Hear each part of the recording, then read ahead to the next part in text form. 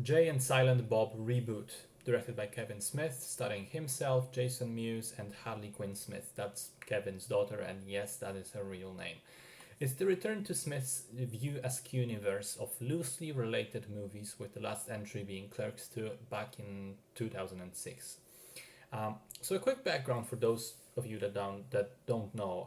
Smith started out as indie filmmaker in the 1990s, movies such as Clerks and Mallrats, and they were all loosely connected within a shared world, with some characters from one movie appearing in others.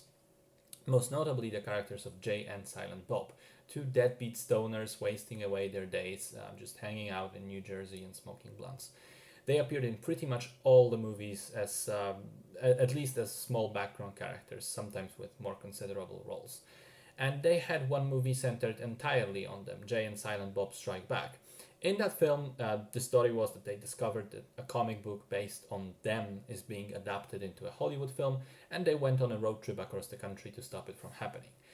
This new film is essentially the same story. They learn that a reboot of that old film is taking place, and they set out to stop that, with the added subplot about Jay's estranged teenage daughter that he didn't know he had, joining them along the way.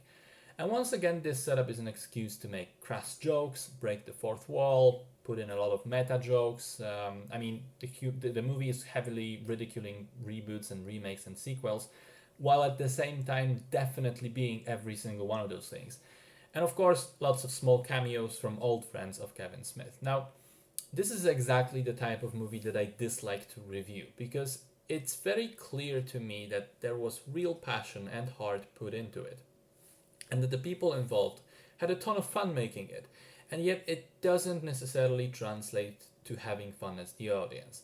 I'm afraid it simply isn't a good movie, and in order to even begin to enjoy it, you definitely need to be a big fan of Kevin Smith's earlier work, to the point that if this is your entry point, don't even bother, because a lot of the jokes and cameos, and basically even the story, rely on you knowing what happened previously. But even then, even knowing all this stuff, it still doesn't quite work. I think Smith's crass humor has gotten really stale and old, and the jokes often don't have that same youthful punch that they once did. A significant number of them just fall flat.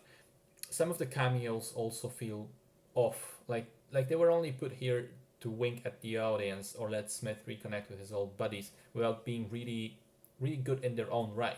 Matt Damon is one such example. It was cool to see him, but it feels out of place in this film. Another would be Jason Lee, who has one terrific joke about Marvel, and the rest of his long scene is just completely unfunny. To be fair, though, there is also, on the other hand, a wonderful appearance of the late Stan Lee, as well as a fantastic cameo from Ben Affleck. That scene is it's funny and touching at the same time.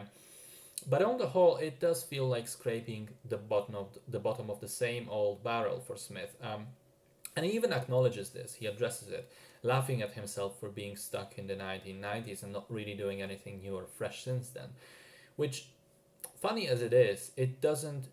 Laughing at himself doesn't really excuse him from just doing that anyway. I don't think.